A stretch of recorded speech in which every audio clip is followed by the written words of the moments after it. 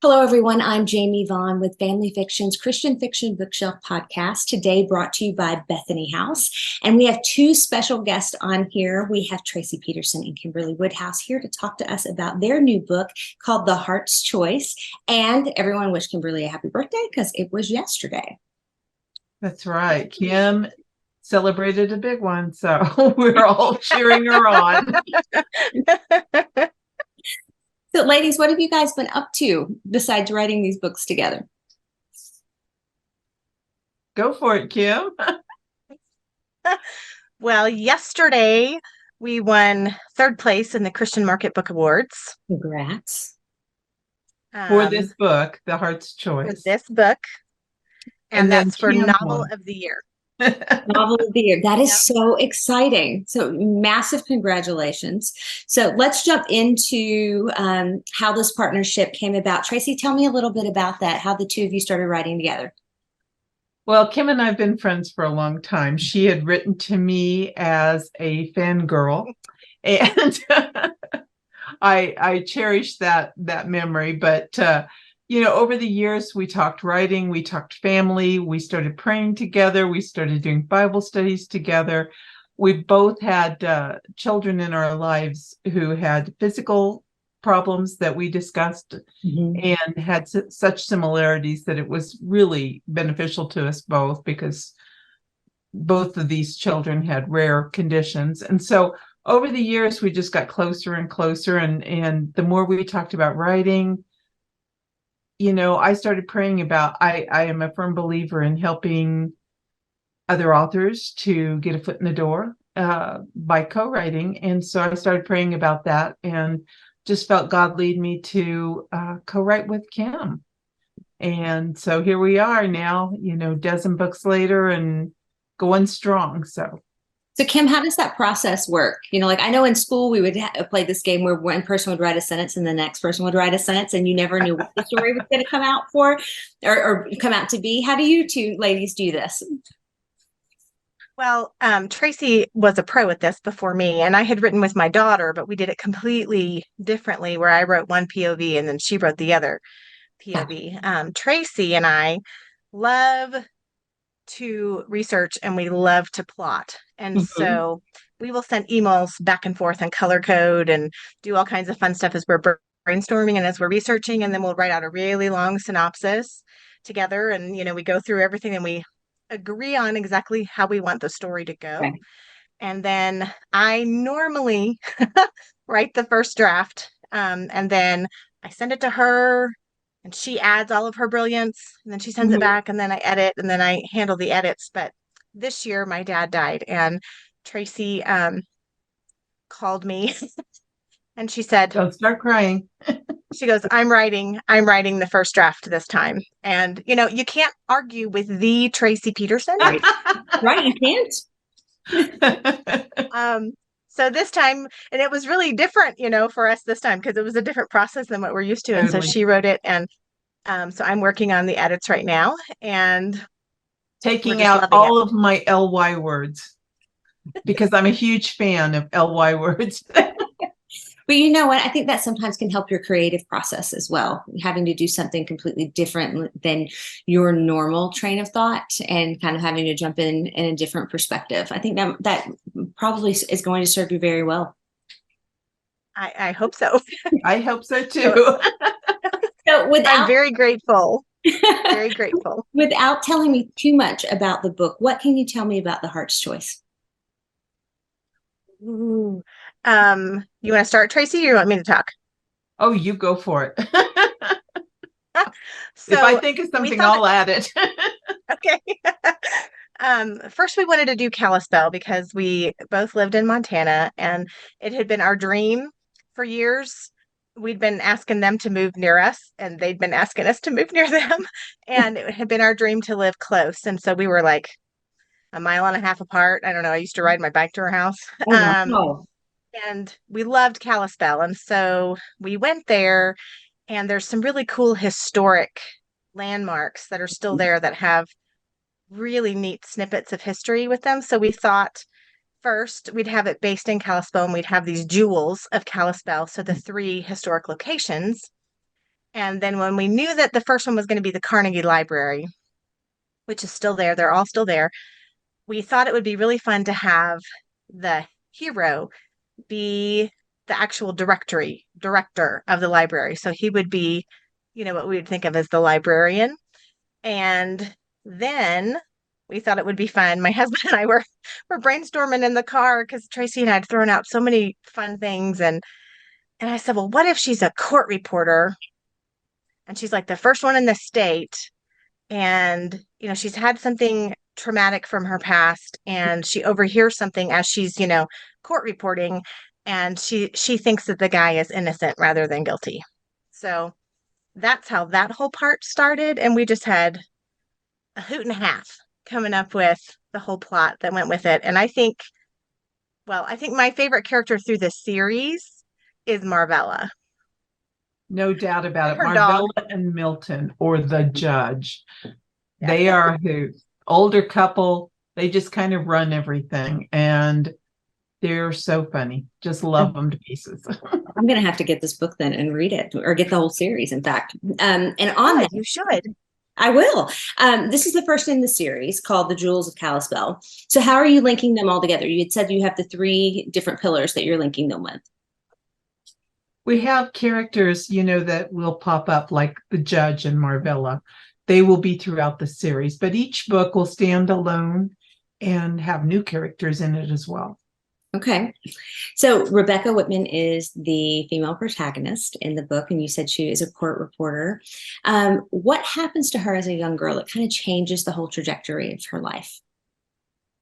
She witnesses a horrible crime, and not only does the victim die, but the man who is accused of killing the victim dies in prison. But she witnesses the whole thing and knows that the man who the police carry away is innocent. Mm. And as a young child, that nobody would listen to her, or that she couldn't do anything about it. So she has a very strong justice character trait within her, that she fights for the underdog. She can't stand to see someone, innocent accused, and she's very passionate about the law. And so that drives her through the story. And she's an avid reader. So of course that sends her to the library. Okay. So on that, Tracie, we have Mark Andrew, who comes in, who is the librarian. And he isn't living up to what his father's expectations are for him. Not at all. How does he convince his father that his work is valuable? Mark's in a bad situation for a Montana boy, because they're usually expected to follow in their father's footsteps, and his father's a ranchman, and so he expects his son to be as well. But Mark has a passion for learning, for books, and his passion is to work with this library. And so convincing his father of the value is an important part of his storyline. And throughout, we write with a heart of ministry in our work. And so the spiritual walk of each of our characters is also critical. And, Mark's growth and development throughout the series, as well as Rebecca's, it all feeds in and helps to resolve the situation and why these characters are headed in the directions that they are. Mm-hmm. So how do Rebecca and Mark's paths end up crossing? The library. We thought it would be fun since we love libraries. I killed a bug on my screen, and now there's another one. So how did this happen? I think I brought it from Lexington, Kentucky with me. Okay. Oh, were you at CPE? Yes. I was there for the ASA Awards. So. Okay. I didn't realize they were doing the awards there. I love CPE and miss it. Fabulous. Yeah. So we thought it would be fun to connect them with their love of books. So Rebecca loves mysteries and whodunits, and she goes, and every librarian before has told her that that's not a good thing for, women to be reading. But when she tells Mark, he's like all for it. And he goes, ooh, let me show you my favorites, and introduces them. So they have this love of books, but then they also have a love of research. And he helps her as they research the law and try to figure out how they can help this man that she believes is innocent. And then you've got Marvella, and Marvella thinks that everybody should fall in love. And so she has the ability to kind of tweak things and get people involved with each other, and or at least, she thinks she does anyway. Now, when the reader gets to the end of the book, gets to the end, final chapter, closes it, what do you want them to take away from the book? Well, for me, first and foremost, I want them to be satisfied. I want them to have had a wonderful time with the read. I like my books to entertain. I want them to educate, and I want them to encourage. And that encouragement I want to come through the Lord. So when they close that book, I hope that they have had a spiritual journey of their own, and that they feel really inspired and encouraged in the Lord. And, most of my books, on my own at least, focus strongly on forgiveness, because forgiveness is something not only have I had to give, but I've definitely needed. And so it's a passionate part of who I am. And so usually my stories will bear that in mind too. But for the most part, that's the summation of what I want for my reader. I want them to enjoy it as an entertaining book, but mostly I want them to be encouraged in the Lord. And I think Kim and the title of the book. Oh, sorry, Tracie. No, the title of the book has a bit of a double entendre, because it's not just, the heart's choice we think of a romance, right? And that this is what it is. But Rebecca's journey is very much her finding Jesus. And, we don't do that in every book. A lot of times we just have our characters growing in the Lord, or they're coming back to the Lord, or there's some massive thing in their life that they have to deal with and overcome. But in this one, we felt very strongly about Rebecca and her past and everything that leads up to this point, everything that shaped her, and have her truly searching, because she's searching for truth in everything, and she's searching for justice. And so, Tracie, with her 3 E's, which I totally love. And then my purpose statement is very similar. I just want to point the non-believer to God, and I want to challenge the believer in his or her walk with Christ. So no matter what I write, if it's an email or or anything else, that's what I'm hoping that the Lord will be able to do through me. Good. So when do the next 2 books in the series come out? May of 2024 and then May of 2025. All right. Well, I hope I get to talk to you ladies again about those.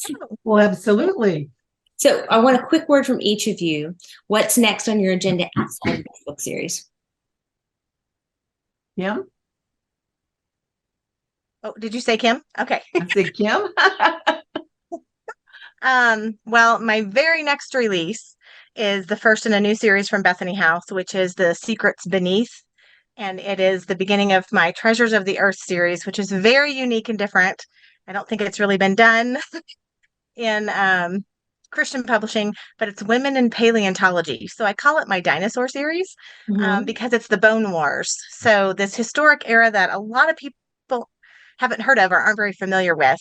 The Bone War started in the 1870s. So for about 20 years, it was a big deal. And I wanted to show the struggle with believers, because it was very hard back then to be a scientist and a Christian. And so I wanted to show that faith and science do go hand in hand, and also just to portray how interesting it was for women, and women have been involved in paleontology for a long time. So it's a fun series. I'm really enjoying it. Fun. How about you, Tracie? I have a book coming out in November. It's titled Knowing You, and it's book 3 in the Pictures of the Heart series. Okay. And that series is set at the Alaska Yukon Pacific Exposition in Seattle in 1909. And so it have a little romance, little intrigue, mystery, and deal with some of the issues of racism with the Japanese. And there'll be a,